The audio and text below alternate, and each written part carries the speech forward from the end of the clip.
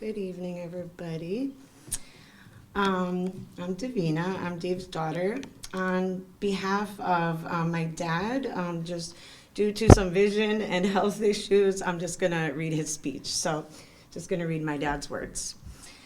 Good evening, everybody. My name is David Hernandez. I was born and raised in Bristol, and I've always been proud to call this place my home. I want to first say how honored I am to be inducted into the Bristol Sports Hall of Fame. I would like to start by thanking the entire Hall of Fame committee, and I want to give a very special thank you to Marianne Holden, Hal Kilby, and Bob Callett. Thank you. I also want to thank my lifelong friends who are near and far, many of whom are here with us tonight. Anyone who knows me knows how very special my friends are to me. I also want to thank my former coaches and teammates. I didn't always realize until I was much older the impact that Coach Papazian and all of my fellow coaches had on me, as well as the impacts that my teammates had on me throughout my life. Not only were they my teammates, but they also became my brothers. I also want to give a big thanks to my family, particularly the Garcia and Hernandez family over there. You guys have always been there to support me, whether it was supporting my journey as an athlete or also as a coach. My friends and family are so special to me, and it means the world that they're able to celebrate this achievement with me here tonight.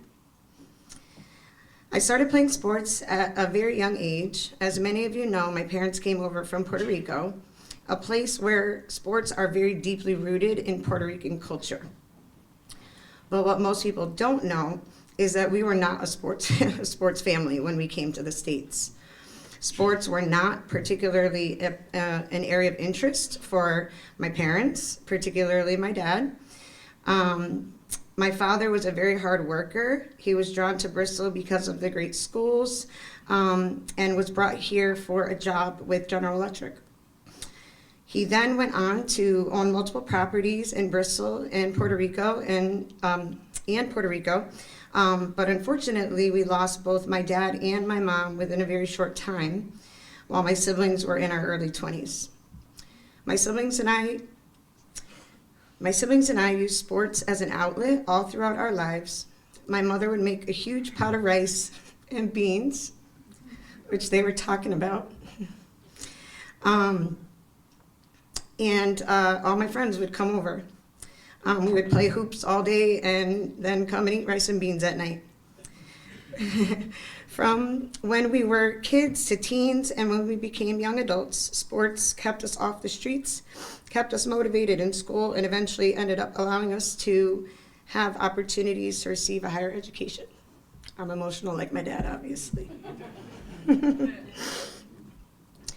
While growing up in Bristol, I was always out playing basketball, baseball, football with my siblings and all the guys in the neighborhood.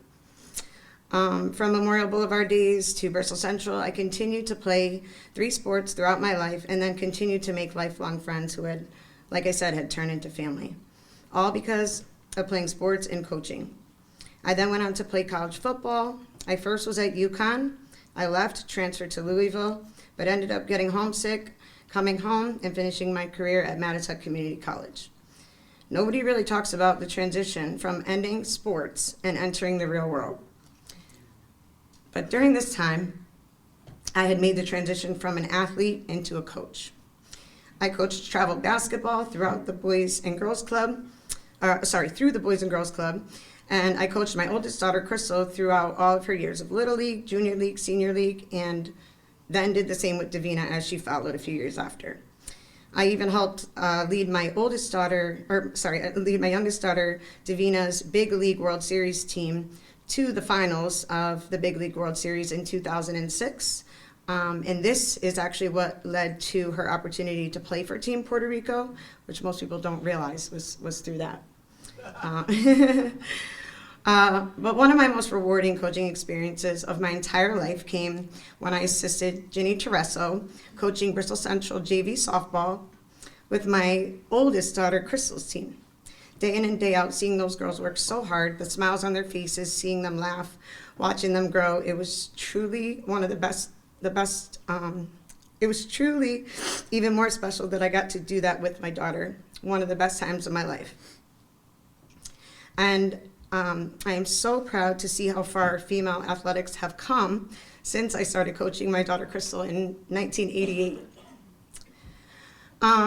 Even after years worth of health struggles, cancer, and a life-saving transplant, which was 10 years ago to this week,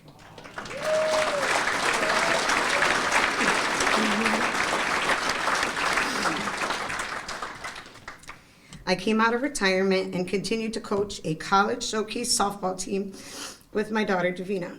We traveled all throughout New England and even competed in national tournaments. And we went all year round with 10 or more tournaments in a year. Seeing these girls work so hard and receive scholarships year after year for the work that we put in all year round was incredibly rewarding. It was no longer about me or even my daughters, but it was just about giving back. I am really sorry. I told him I would be able to do it. All of my coaching positions my entire career have been unpaid. I do it because I love to give back. I do it because I appreciate it more than you'll ever know. I appreciate the fact that I am being recognized for all of these accomplishments. And I really, truly appreciate that you're acknowledging the efforts and impact that I have made throughout the youth, teen, and young adult, and the impact that I have made on the youth, teen, and young adults in the Bristol community. I was rushed to the hospital in 2004, the night I was supposed to walk my daughter out for her senior night that night. It was fall, and she was a captain of her soccer team. At that time, we had no idea what the next 20 years would lie ahead. But all we knew was that it was bad. It was really bad. In the next 3 weeks, we spent figuring out that I had stage 4 lymphoma. And not the only option at that time was a experimental drug that could potentially keep me alive. We gave it a shot, and well, I'll be turning 70 in a few months.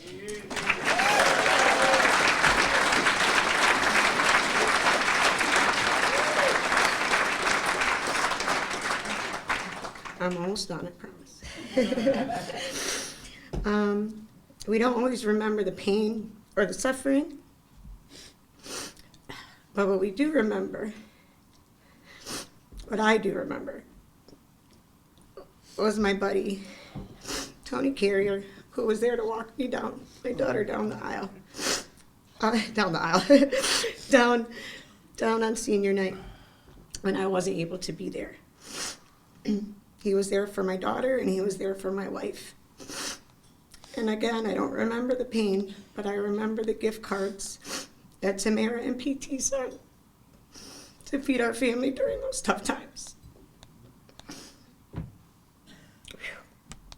It's an absolute honor to be surrounded by all of these nominees. I just wanted to end by taking a minute to congratulate all of you on your tremendous accomplishments. It truly is an honor to be from Bristol. I am thrilled to be part of such a legacy. Thank you so much, and thank you for your patience with me.